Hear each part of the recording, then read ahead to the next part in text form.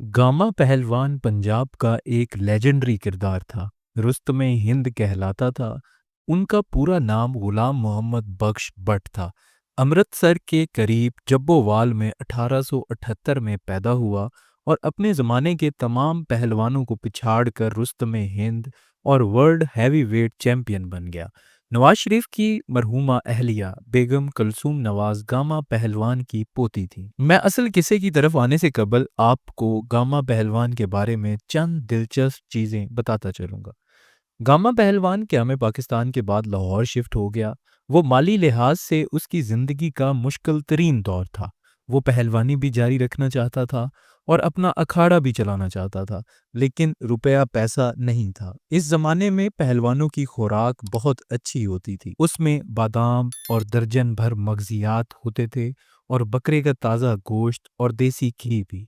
Gamma साहब माली तंगी की वजह से खुराक के बहरान का शिकार हो गए। चुनाचे उन्होंने इमदाद के लिए कायदे आजम को खत लिख दिया। कायदे आजम जिस्मानी लिहाज से कमजोर थे, उनका वजन भी कम था और वो धान पान भी थे। इंसानी नफ्सियात के मुताबिक जिस्मानी लिहाज से कमजोर लोग हमेशा मजबूत, लंबे तड़ंगे और सेहतमंद लोगों को पसंद करते हैं। कायदे आजम को भी पहलवान, रेसलर, बॉडी बिल्डर और बॉक्सर अच्छे लगते थे। लिहाजा कायदे आजम हमेशा तगड़े और मजबूत काठी के लोगों को मुलाजिम रखते थे।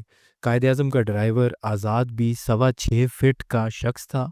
आज़ाद क़याम पाकिस्तान के बाद फिल्मों में आया और बड़ा नाम कमाया। कायदे आजम गामा पहलवान को भी पसंद करते थे। चुनाचे उन्होंने गामा का खत उनकी खुराक की फहरिस्त के साथ पंजाब के गवर्नर सर फ्रांसिस मोदी को भिजवा दिया। गवर्नर ने खत पढ़ा, खुराक की फहरिस्त देखी और मुस्कुरा कर कहा, पूरे पंजाब की खुराक एक तरफ और गामा पहलवान का खाना एक तरफ, हम दिवालिया हो जाएंगे। मैं अब असल किस्से की तरफ वापस आता हूँ। गामा पहलवान एक दिन लाहौर की किसी तंग गली से गुजर रहा था। सामने किसी का अड़ियल बैल खुल गया।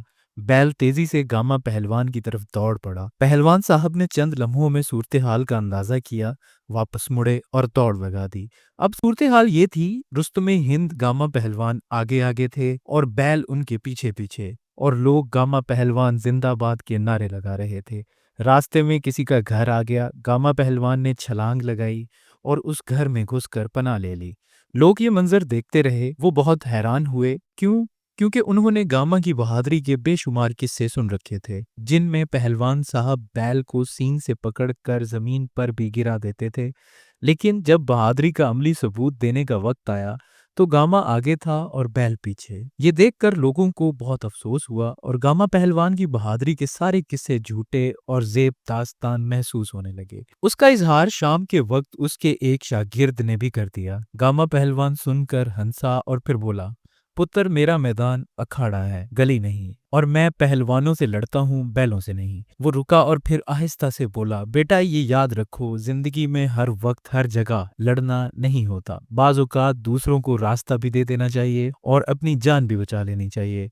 तुम अगर हर जगह लड़ते भिड़ते रहोगे तो फिर तुम्हारी वैल्यू, तुम्हारी इज्जत खत्म हो जाएगी। तुम फिर पहलवान नहीं रहोगे, बैल बन जाओगे। वो रुका और फिर तारीखी अल्फाज कहे, पुत्र, मैं अगर बैल को जमीन पर भी गिरा देता तो मुझे कौन सा तमगा मिल जाता। लोग रोज गलियों में बैल गिराते रहते हैं, ये कोई बड़ी बात नहीं होती। लिहाजा बैल को हराने के बाद मेरी इज्जत में कोई इजाफा ना होता, मैं गामे का गामा ही रहता। लेकिन अगर वो बैल मुझे गिरा देता, मैं उससे हार जाता, तो क्या मैं इसके बाद गामा रहता? क्या लोग पूरी जिंदगी ये ना कहते गामा बैल से हार गया था? चुनाचे याद रखो, सारी लड़ाइयाँ आपकी लड़ाइयाँ नहीं होती। वहां लड़ो जहां इज्जत हो, बेइज्जती का सौदा ना करो। इमरान खान यही गलती कर बैठे हैं। ये एक ऐसी जंग छेड़ बैठे हैं जिसमें उनकी सिर्फ और सिर्फ बेइज्जती है। ये अगर ये जंग जीत भी गए तो भी उनके हाथ कुछ नहीं आएगा। खान में बेशुमार खूबियां हैं। ये ख्वाब देखने वाला इंसान है। ये नामुमकिनात को मुमकिन बनाने के माहिर भी हैं। अल्लाह ताला ने इन्हें शोहरत से भी नवाज रखा है। ये गिव अप नहीं करते और ये बहादुर भी हैं और जेल भी बर्दाश्त कर गए। लेकिन इन खूबियों के साथ साथ उनमें चंद खौफनाक खामियां भी हैं। वो बहुत बड़े टीम मेकर हैं। ये जब भी टीम बनाएंगे उनकी नज़र हमेशा उस्मान बुज़दार, महमूद खान, अली अमीन गंडापुर, सुहेल आफरीदी और शहबाज गिल जैसे लोगों पर पड़ेगी, और यही लोग बाद अज़ां उनके लिए डिजास्टर साबित होते हैं।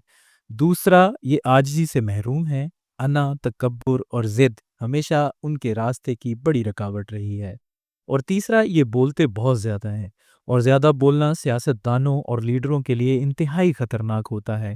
جتنا نمک بلڈ پریشر اور چینی شوگر کے مریضوں کے لیے خاموشی اور مختصر گفتگو سیاست دانوں کا سب سے بڑا ہتھیار ہوتی ہے، لیکن بدقسمتی سے عمران خان اس سے محروم ہے۔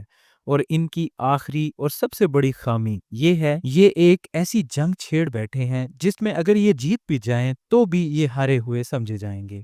اسٹیبلشمنٹ پاکستان ہے، ملک اس کے بغیر چل سکتا ہے نہ بچ سکتا ہے۔ عمران خان اگر اسے کمزور کر دیتے ہیں یا تباہ کر دیتے ہیں تو ملک نہیں بچ سکے گا، اور اگر ملک ہی نہیں رہا تو پھر عمران خان کس پر حکومت کریں گے؟ کیا یہ بھارت یا سینٹرل ایشیا کے وزیر اعظم بنیں گے؟ چنانچہ ملک کا قائم رہنا ضروری ہے، اور یہ طاقتور اسٹیبلشمنٹ کے بغیر ممکن نہیں۔ اور یہ حقیقت صرف پاکستان کی حقیقت نہیں بلکہ دنیا کے تمام ملکوں کو ان کی اسٹیبلشمنٹ چلاتی ہے۔ فرض کریں اگر بھارت میں را اور فوج ختم ہو جائیں، اسرائیل میں موساد اور ایئر فورس، امریکہ میں CIA اور نیوی، روس میں KGB اور میزائل فورس، اور چین میں MSS اور پیپلز لبریشن آرمی ختم ہو جائے تو کیا یہ ملک بچ پائیں گے؟ جی نہیں، یہ سب ختم ہو جائیں گے۔ لہٰذا اگر آپ کسی ملک کو تباہ کرنا چاہتے ہیں تو آپ اس کی فوج اور خفیہ ادارے ختم یا کمزور کر دیں، وہ ملک خود بخود ختم ہو جائے گا۔ ہندوستان 1947 میں کیوں اور کیسے تقسیم ہوا تھا، اس کی وجہ دوسری جنگ عظیم تھی۔ جنگ میں برطانیہ کی اسٹیبلشمنٹ کمزور ہو گئی، لہٰذا انگریز ہندوستان سے نکلنے پر مجبور ہو گیا۔ یہ حقیقت ہے، تلخ لیکن یہ ہے حقیقت، اور عمران خان اس کا ادراک نہیں کر رہے۔ ہمیں یہاں یہ بھی ماننا ہوگا کہ پاکستان کی تاریخ میں جتنی سہولتیں اور رعایتیں عمران خان کو دی گئی ہیں اتنی قائد اعظم کو بھی نہیں ملی۔ وہ بیچارے فٹ پاتھ پر اس عالم میں فوت ہو گئے کہ ان کا سر فاطمہ جناح کی گود میں تھا اور وہ گتے کے ٹکڑے سے انہیں ہوا دینے کی کوشش کر رہی تھیں، جبکہ عمران خان کو تمام تر گستاخیوں کے باوجود آج بھی ایکسرسائز اور دیسی خوراک کی سہولت حاصل ہے۔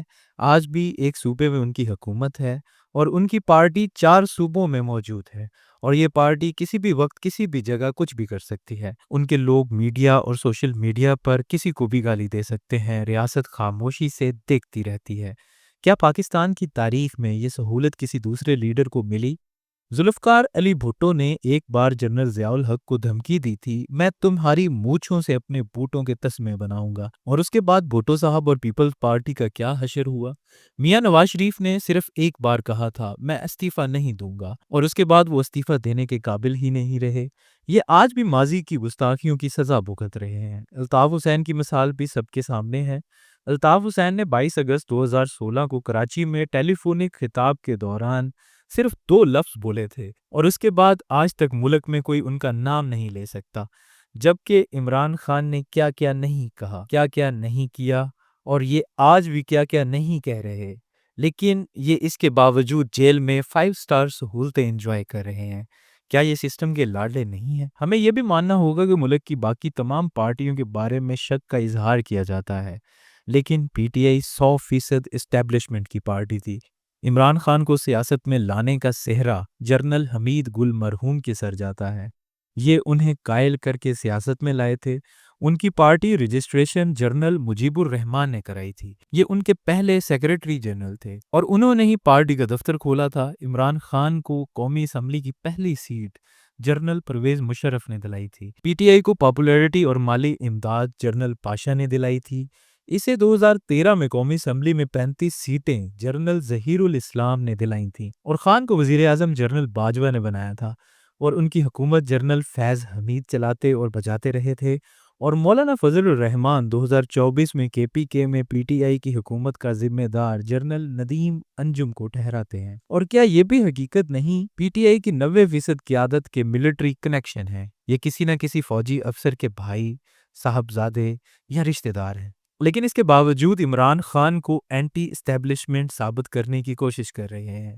یہ جنرل باجوہ کو میر صادق اور میر جعفر کہتے رہے، اور جنرل عاصم منیر کو ذہنی مریض، یعنی جو آرمی چیف آپ کی حکومت نہیں بچائے گا یا آپ کو جیل سے نکال کر اقتدار میں نہیں لائے گا، وہ ذہنی مریض ہوگا، یا پھر وہ میر جعفر یا میر صادق ہوگا۔ اور جو DGISPR اپنے ادارے اور اپنے ملک کی بات کرے گا، آپ اسے تم ہوتے کون ہو کا طعنہ دیں گے۔ یہ کیا ہے؟ یہ وہ لڑائی ہے جو عمران خان نہیں جیت سکیں گے، اور اگر خدا نخواستہ یہ جیت بھی گئے تو پھر پاکستان نہیں بچے گا۔ دنیا میں حماقتوں کو پرکھنے کے بے شمار طریقے ہیں، لیکن ان میں سے ایک طریقہ یہ بھی ہے، آپ جب بھی کوئی غلطی یا حماقت کریں تو یہ دیکھیں سامنے موجود لوگوں میں سے کون آپ کی چول پر تالیاں بجا رہا ہے۔ وہ اگر آپ کا دوست ہے تو سمجھ جائیں وہ آپ کا دوست نہیں ہے، اور اگر وہ آپ کا دشمن ہے تو پھر آپ جان لیں کہ آپ اپنے دشمن کا بھلا کر رہے ہیں۔ عمران خان کو بھی اب اپنی سیاسی حماقتوں کے بعد دائیں بائیں دیکھ لینا چاہیے۔ انہیں دیکھنا چاہیے کہ ان کی غلطیوں پر پارٹی کے اندر کون کون واہ کر رہا ہے، اور دوسرا بھارت اور طالبان ان کے لیے کیوں تالیاں بجا رہے ہیں۔ ان کو ساری گیم سمجھ آ جائے گی۔ اور آخری چیز، گاما پہلوان کی تجویز کو ذہن میں رکھیں، ساری لڑائیاں لڑنے کے لیے نہیں ہوتی۔ بعض جنگوں سے بچ جانا، بعض لڑائیوں سے بھاگ جانا بھی بہادری ہوتی ہے۔ ایک جاپانی کہاوت ہے، آپ جو جنگ جیت نہیں سکتے، آپ کو وہ جنگ کبھی شروع ہی نہیں کرنی چاہیے۔ عمران خان بھی اگر ملک، پارٹی اور اپنی خیر چاہتے ہیں تو پھر انہیں یہ جنگ بند کرنا ہوگی، ورنہ یہ جنگ خان کے ساتھ ساتھ ملک کا بھی سر لے جائے گی۔ شکریہ۔